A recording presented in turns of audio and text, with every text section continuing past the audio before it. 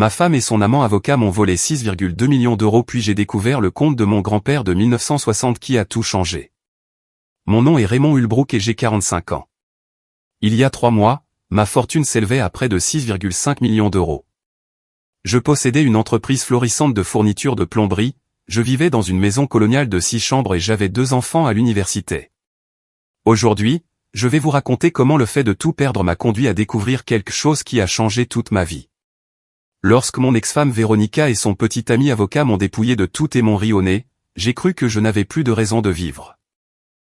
Mais parfois, les voies du Seigneur sont impénétrables, et les plus grandes bénédictions se présentent déguisées en les pires désastres.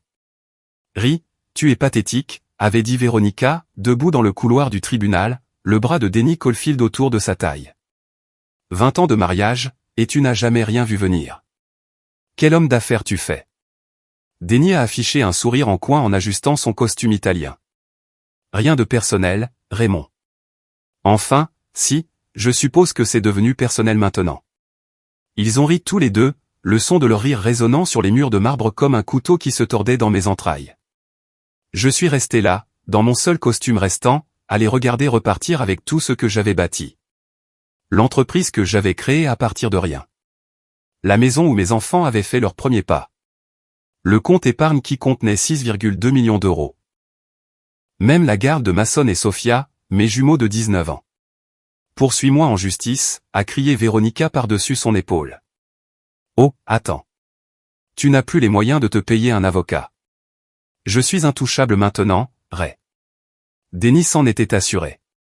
3 mois plus tard, j'en étais réduit à mes derniers 930 euros, vivant dans un studio qui sentait le moisi et la défaite. C'est alors que je me suis souvenu d'un vieux compte épargne que mon grand-père Eugène avait ouvert à ma naissance. Il devait y avoir environ 47 euros dessus. Je me suis dit que je pouvais aussi bien le clôturer, peut-être m'offrir un repas décent pour une fois. Mais lorsque la guichetière de la banque a affiché le compte et que son visage est devenu blanc comme un linge, lorsqu'elle a appelé son directeur avec des mains tremblantes, lorsqu'ils ont tous les deux fixé l'écran d'ordinateur comme s'ils avaient vu un fantôme, j'ai su que quelque chose d'extraordinaire se produisait. Monsieur Hulbrook, a dit le directeur, sa voix à peine un murmure. Ce compte a accumulé des intérêts composés depuis 1960. Il a tourné l'écran vers moi, et ce que j'ai vu a fait vaciller mes genoux.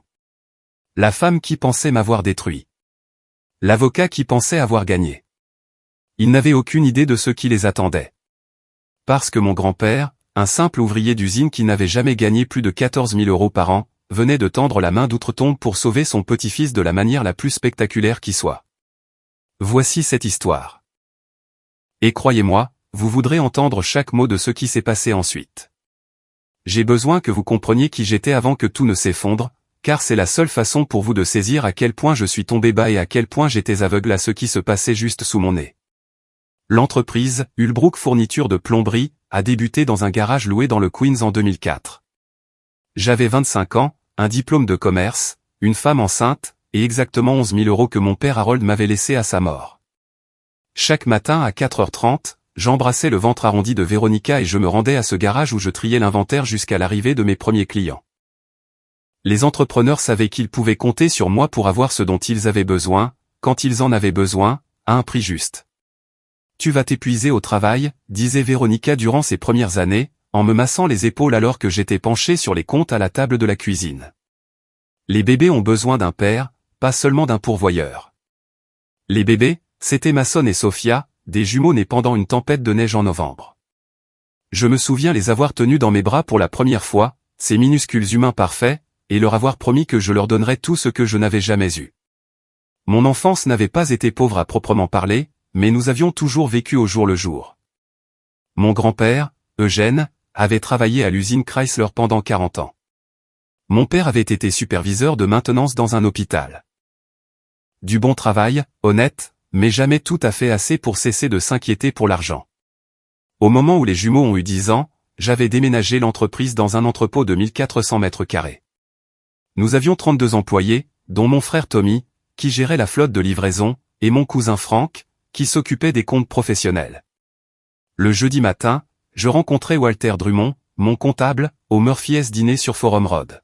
« Ray, tu as construit quelque chose de spécial ici », disait Walter, en étalant les rapports trimestriels entre nos tasses de café et nos assiettes d'œufs. La plupart des entreprises font faillite dans les 5 premières années. Toi, ça fait 16 ans et tu as une croissance annuelle de 20%. Les chiffres étaient plus que bons. Nous avions décroché le contrat pour fournir le Brennan Construction Group, le plus grand constructeur commercial de la région des Trois États. Ce seul compte rapportait près de 1,9 million d'euros par an. En ajoutant nos autres clients commerciaux et la vente au détail, nous générions environ 7,4 millions d'euros de revenus annuels. Après les dépenses et des investissements judicieux, j'avais accumulé ce magnifique chiffre de 6,2 millions d'euros d'épargne. Notre maison dans le Westchester était tout ce dont Véronica avait rêvé quand nous étions jeunes et fauchés.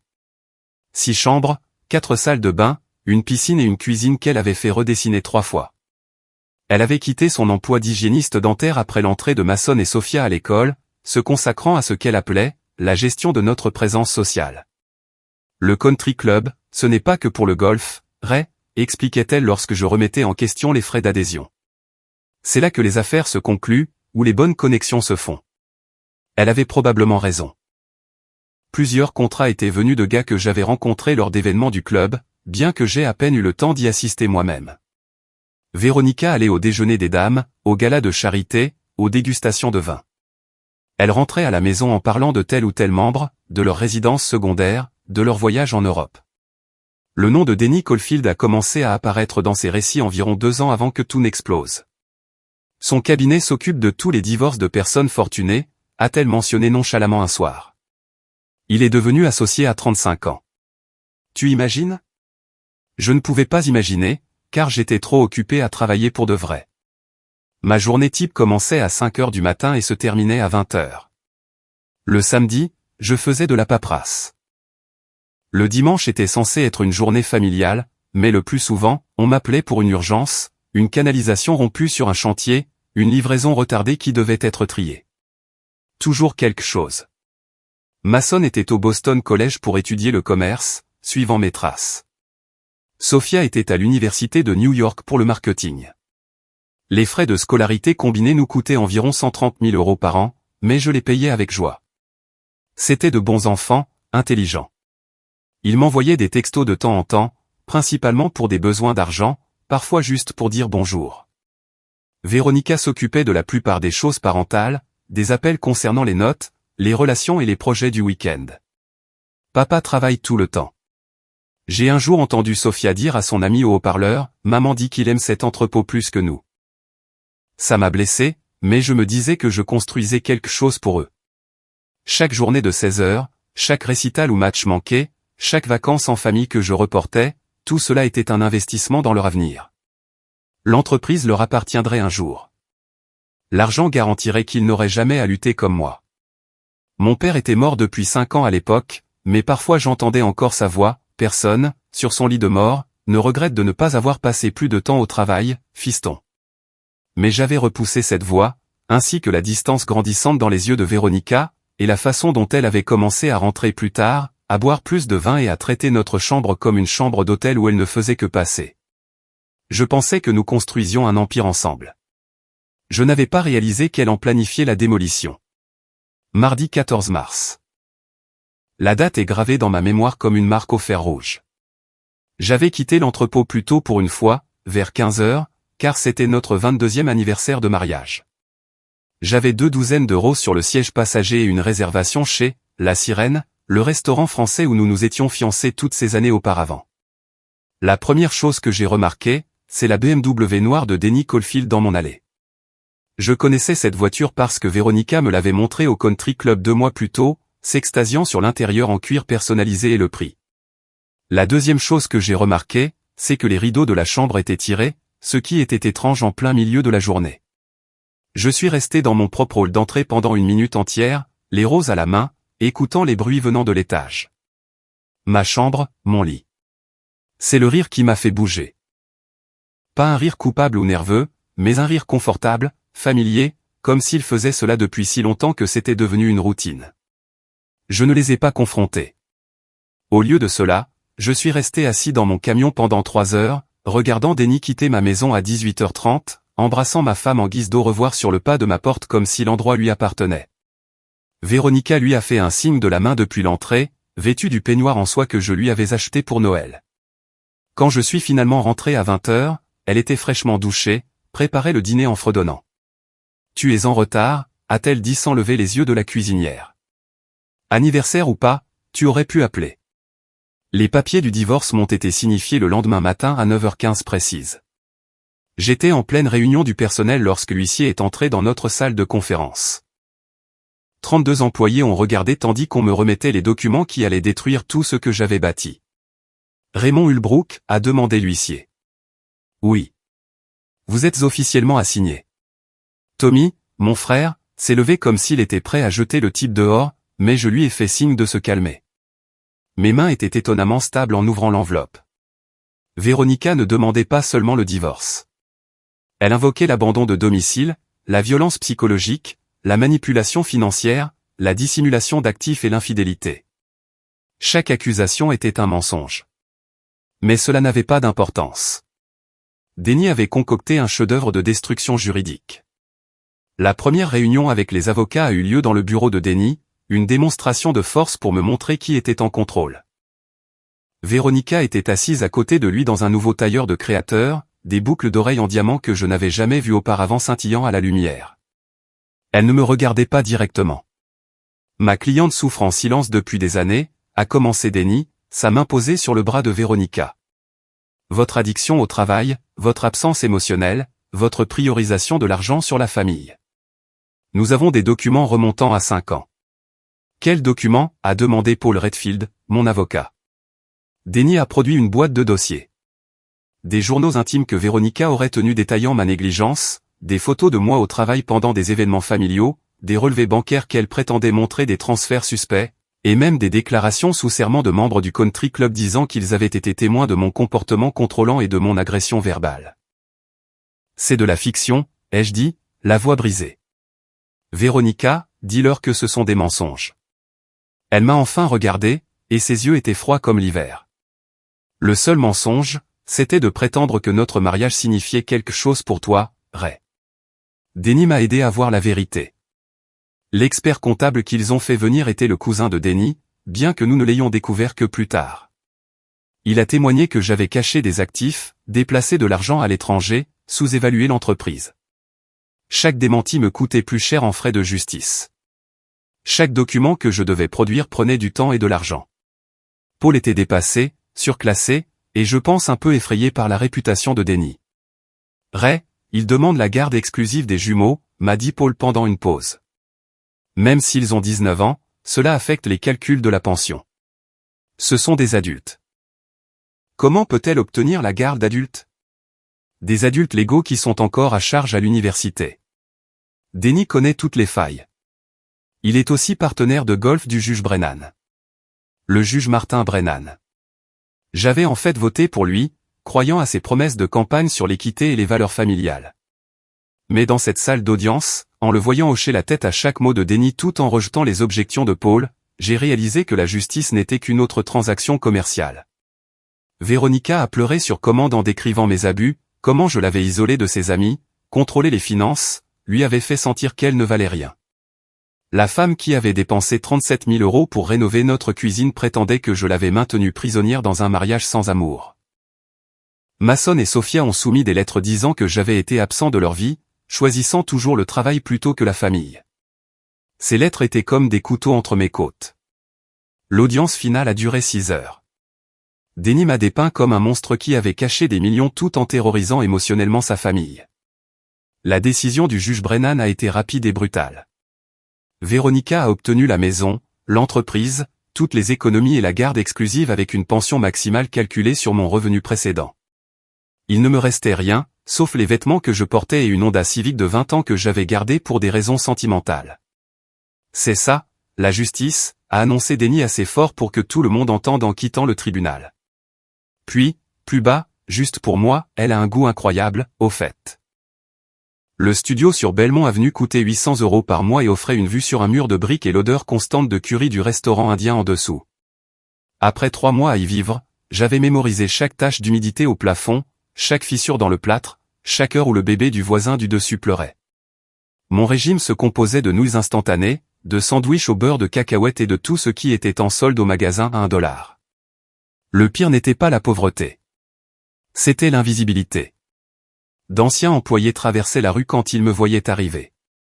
Les gars du country club faisaient semblant de ne pas me reconnaître à la station-service. Même Tommy, mon propre frère, devait garder ses distances car Véronica l'avait gardé dans l'entreprise et il avait besoin de ce travail pour subvenir aux besoins de sa famille. Je suis désolé, Ray, avait-il murmuré lors de notre seule rencontre secrète sur une aire d'autoroute. Elle surveille tout. Denny l'a convaincu que tu prépares quelque chose. Si on me surprend à te parler, je suis viré. Mon compte en banque contenait exactement 1043 €. Le tribunal avait saisi mon salaire de l'emploi temporaire en entrepôt que j'avais trouvé, prenant 70% pour la pension alimentaire et les arriérés. Le juge Brennan avait basé les paiements sur mon revenu précédent, pas sur ma situation actuelle. Paul Redfield avait essayé de déposer une demande de modification, mais cela nécessitait une autre provision que je n'avais pas. Mason ne voulait toujours pas me parler. Sophia avait répondu une fois, en pleurant, disant que maman lui avait montré des preuves de mes liaisons. Des comptes en banque aux îles Caïmans, des choses qui n'existaient pas, mais que Denny avait rendues suffisamment réelles. L'isolement était complet. À 45 ans, j'étais plus seul que je ne l'avais été à 25. Sauf que maintenant, je n'avais ni la jeunesse ni l'espoir de mon côté. C'était un jeudi soir quand j'ai commencé à fouiller dans mon box de stockage. La seule chose que Véronica ignorait, car je l'avais loué au nom de mon père des années auparavant pour y entreposer ses affaires. La plupart des choses étaient sans valeur. De vieux outils, des albums photos, sa collection de cartes de baseball qui s'est avérée ne rien valoir. Mais dans une boîte à chaussures marquée, papiers importants, j'ai trouvé quelque chose qui m'a fait m'asseoir sur le sol en béton. Un livret d'épargne de la First National Trust daté du 15 janvier 1960. Le nom sur le compte était le mien, Raymond Eugène Ulbrook, et le dépôt initial était de $50. Attaché avec un trombone, il y avait une note écrite de la main soignée de mon grand-père, pour l'avenir de mon petit-fils.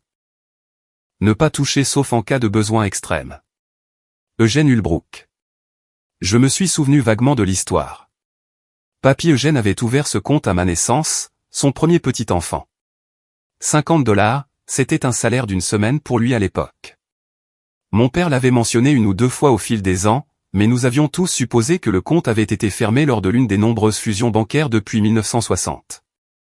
La First National Trust avait été rachetée par Commerce Bank, qui fut rachetée par République Fédérale, qui fut finalement absorbée par Chase.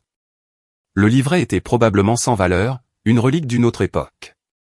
Mais assis dans ce box de stockage, entouré des vestiges de la vie de mon père, j'ai ressenti une étrange envie d'aller jusqu'au bout. Mon grand-père avait été un homme simple qui avait travaillé sur la chaîne de montage de Chrysler pendant 40 ans. Il était mort quand j'avais 10 ans, mais je me souvenais de ses mains, couvertes de cicatrices et fortes, et de la façon dont il me glissait toujours $1 quand mes parents ne regardaient pas, épargne la moitié, dépense la moitié, disait-il toujours. Le temps fait fructifier l'argent, Raymond. Souviens-toi de ça.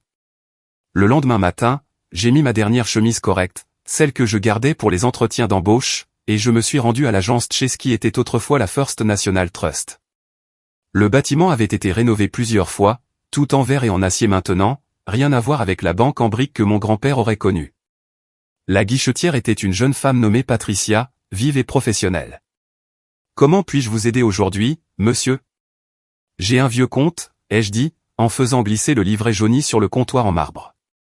Très vieux, de 1960. J'aimerais le clôturer. Patricia a froncé les sourcils en regardant le livret. A tapé quelque chose sur son ordinateur. A froncé les sourcils à nouveau. Laissez-moi vérifier notre système d'archives, a-t-elle dit. Encore de la frappe. Son expression est passée de la confusion à la surprise. Monsieur Ulbrook, pourriez-vous attendre un instant ? Je dois aller chercher mon directeur. Génial, ai-je pensé. Ils vont me dire que le compte a été transféré à l'État il y a des décennies, ou qu'il a été fermé pour inactivité. Une autre impasse dans une vie qui n'en manquait pas. Patricia est revenue avec Theodore Grayson, le directeur de l'agence, un homme dans la cinquantaine qui semblait avoir tout vu en 30 ans de carrière bancaire. Mais l'expression sur son visage suggérait qu'il n'avait jamais vu ça. Monsieur Ulbrook, a-t-il dit, sa voix prudente et professionnelle. Pourriez-vous venir avec moi dans mon bureau ? Nous devons discuter de ce compte en privé. Je l'ai suivi, l'estomac noué par l'anxiété. Quoi qu'il arrive, je pouvais le supporter. Après tout ce que j'avais perdu, qu'était une déception de plus? Mais alors que nous passions devant les guichets et les caméras de sécurité, j'ai remarqué que les mains de Théodore tremblaient légèrement alors qu'il portait le livret de mon grand-père comme s'il était en or. Le bureau de Théodore Grayson était tout en acajou et en cuir, avec des certificats et des récompenses couvrant un mur. Il m'a fait signe de m'asseoir, puis a posé délicatement le livret de mon grand-père sur son bureau comme s'il pouvait exploser. Son écran d'ordinateur était tourné loin de moi, et je regardais ses doigts voler sur le clavier, son expression devenant de plus en plus incrédule à chaque frappe. Monsieur Ulbrook, a-t-il commencé, puis il s'est arrêté, s'est raclé la gorge et a recommencé. Ce compte est extraordinaire. Votre grand-père n'a pas seulement ouvert un compte épargne. Il a ouvert ce qu'on appelait un compte de croissance séculaire, un produit que la First National Trust a brièvement proposé en 1960. Il a sorti une calculatrice et un bloc-notes, prenant des notes rapides. Le compte a été configuré avec un intérêt composé de 7,5% par an, bloqué pour un minimum de 45 ans. La banque a honoré ce taux à travers chaque fusion car c'était une obligation contractuelle. Personne ne pouvait y toucher, pas même vous. Jusqu'à ce que vous ayez 45 ans. J'ai eu 45 ans il y a 3 mois, ai-je dit, la bouche soudainement sèche. Exactement. Le compte est devenu disponible pour vous en janvier. Monsieur Ulbrook, comprenez-vous comment fonctionnent les intérêts composés sur de longues périodes? En théorie, oui. Théodore a tourné son moniteur vers moi. Ceci n'est pas de la théorie. C'est le solde de votre compte. Le nombre sur l'écran n'avait aucun sens. J'ai cligné des yeux, compté les chiffres, cligné à nouveau. 4 847 539 € et 28 centimes d'euros. C'est impossible, ai-je chuchoté. C'était $50. $50 à 7,5% d'intérêt composé sur 64 ans. Monsieur Ulbrook, Théodore a affiché une feuille de calcul montrant la croissance année par année. Votre grand-père a choisi l'instrument financier parfait au moment parfait. Au bout de 20 ans, il valait $212. Au bout de 40 ans, il était passé à $8 995. La vraie magie s'est produite au cours des 20 dernières années. Une croissance exponentielle. Mes mains tremblaient maintenant. C'est vraiment à moi? Il n'y a pas d'erreur? Aucune erreur. Mais monsieur Ulbrook, ce n'est pas tout. Théodore a ouvert un classeur et en a sorti un dossier qui semblait aussi vieux que le livret. Votre grand-père a également établi un avenant d'investissement au compte. En 1965, il a demandé à la banque d'acheter pour $100 d'actions dans une entreprise textile appelée Berkshire Hathaway. La pièce a semblé basculer.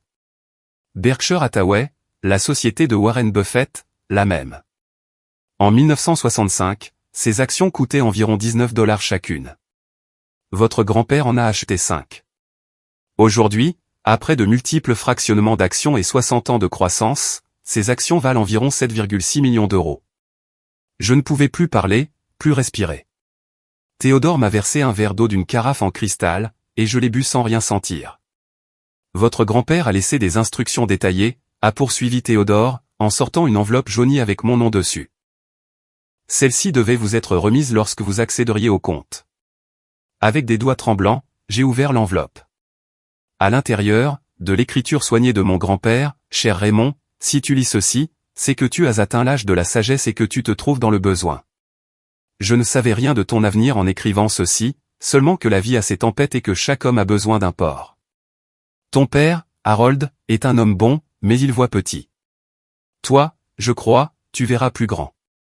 Mais même les grands esprits peuvent être abattus par des circonstances qu'ils ne peuvent contrôler. Je suis un homme simple qui a appris 3 vérités. Premièrement, l'argent n'est pas la richesse, le temps l'est. Deuxièmement, ce qui est caché ne peut être volé. Troisièmement, un homme qui semble n'avoir rien est souvent plus riche qu'un homme qui montre tout. J'ai choisi Berkshire Hathaway parce que j'ai rencontré un jeune homme nommé Warren lors d'une visite d'usine qui parlait avec bon sens de la valeur et de la patience.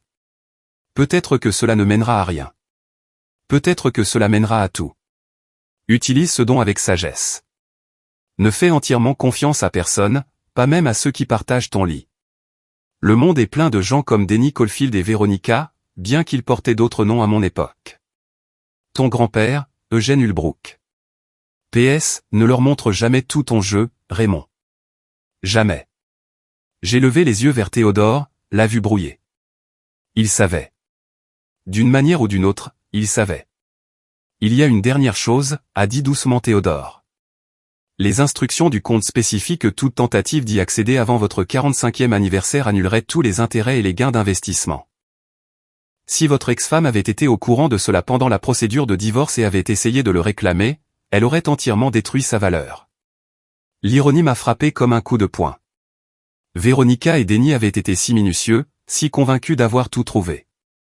Ils avaient engagé des experts comptables, enquêté sur chaque compte bancaire, tracé chaque transaction, mais ils n'avaient jamais pensé à chercher quelque chose ouvert avant même que j'ai un jour, caché à la vue de tous sous la poussière des décennies. Que dois-je faire maintenant ? Ai-je demandé à Théodore. Premièrement, nous allons vous mettre en contact avec notre équipe de gestion de patrimoine privé. Deuxièmement, je vous suggère fortement de parler à nos avocats fiscalistes et conseillers financiers recommandés. Troisièmement, il a souri légèrement, vous pourriez envisager de garder cela secret jusqu'à ce que vous ayez fait vos plans. J'ai pensé au visage rieur de Véronica, au sourire en coin de Denis, au marteau dédaigneux du juge Brennan. Oh, j'ai l'intention d'être très silencieux, monsieur Grayson. Très silencieux, en effet. Je suis sorti de cette banque un homme différent de celui qui y était entré. Pas seulement à cause de l'argent, mais parce que j'avais enfin compris ce que mon grand-père avait essayé de m'apprendre. Le vrai pouvoir n'est pas ce que vous montrez au monde. C'est ce que vous gardez caché jusqu'au moment opportun. Pendant 2 semaines, j'ai continué à vivre dans ce studio, à manger des nouilles instantanées, à aller à mon travail à l'entrepôt. Je n'ai parlé à personne de la fortune qui dormait sur mes nouveaux comptes. Au lieu de cela, j'ai rencontré discrètement Arthur Blackstone, l'avocat le plus redouté de New York et, ironiquement, l'ancien mentor de Denis Caulfield. Denis était mon protégé, m'a dit Arthur lors de notre première rencontre dans son bureau en attique. Brillant, impitoyable et totalement dépourvu d'éthique. J'attendais le bon dossier pour lui donner une leçon. L'enquête d'Arthur a tout mis au jour. Denis et le juge Brennan n'étaient pas seulement des partenaires de golf. Ils avaient un arrangement financier impliquant des décisions favorables en échange de pots de vin. L'expert comptable qui avait témoigné contre moi était le cousin de Denis, il avait menti sur ses qualifications et avait fabriqué des preuves. Véronica avait eu des liaisons pendant 3 ans, non seulement avec Denis, mais avec 2 autres hommes du country club. Nous allons porter plainte pour fraude, faute professionnelle judiciaire et racket, a expliqué Arthur. Il ne s'agit pas seulement d'annuler votre divorce. Il s'agit de poursuites pénales. Le jour où Denis a été arrêté à son bureau était le même jour où j'ai quitté ce studio. Des agents du FBI l'ont emmené menotter sous les yeux de ses associés et de ses clients. Le juge Brennan a été arrêté le même après-midi. Les nouvelles locales ont couvert l'histoire pendant des semaines, un avocat spécialiste des divorces de premier plan et un juge arrêté dans un scandale de corruption. Véronica m'a appelé en hurlant lorsque les actifs ont été gelés. « Que as-tu fait ? Comment est-ce possible ? Tu n'avais rien. » « Je n'avais rien que tu puisses voir, ai-je répondu calmement. Mon grand-père m'a appris cette leçon, bien qu'il m'ait fallu tout perdre pour la comprendre. Le jugement de divorce a été complètement annulé. Véronica a dû rendre la maison, l'entreprise et ce qui restait de l'argent qu'elle n'avait pas déjà dépensé en bijoux, voitures et chirurgie esthétique. Denis, face à la radiation du barreau et à la prison, s'est retourné contre elle pour se sauver, révélant qu'elle avait aidé à planifier tout le stratagème depuis le début. Mason et Sophia sont venus me voir après que la vérité a éclaté. On leur avait montré de faux documents, raconté des mensonges élaborés, manipulés par leur mère pour leur faire croire que j'étais un monstre. « Papa, nous sommes tellement désolés », a sangloté Sophia dans mes bras. Elle nous a montré des relevés bancaires, des photos. Tout avait l'air si réel. « Vous êtes mes enfants », leur ai-je dit. Il n'y a rien à pardonner. Vous étiez aussi des victimes. J'ai vendu Hulbrook Fourniture de Plomberie, 6 mois plus tard pour 11 millions d'euros à Brennan Construction, qui avait toujours besoin d'un fournisseur fiable et voulait se distancier du scandale. Combiné au cadeau de mon grand-père, j'avais plus d'argent que je n'en avais jamais rêvé. Mais j'ai vécu modestement, achetant une simple maison de 3 chambres dans un quartier calme. J'ai créé la fondation Eugène Hulbrook, axée sur l'éducation financière pour les familles de la classe ouvrière. Chaque mois, je donne des cours au centre communautaire, expliquant les intérêts composés, l'investissement à long terme et l'accumulation patiente de la richesse. Je leur parle de mon grand-père, l'ouvrier d'usine qui comprenait l'argent mieux que n'importe quel banquier de Wall Street. Le temps est votre plus grand atout, dis-je à chaque classe. Pas ce que vous gagnez, mais combien de temps vous le laissez fructifier. Tommy gère les opérations quotidiennes de la fondation. Aujourd'hui, nous avons aidé 300 familles à ouvrir leur propre compte d'investissement, leur enseignant ce que mon grand-père savait instinctivement. Que la richesse ne consiste pas à se montrer. Elle réside dans la sécurité, la patience et le fait de jouer la carte du long terme. Véronica travaille maintenant comme réceptionniste dans un cabinet dentaire.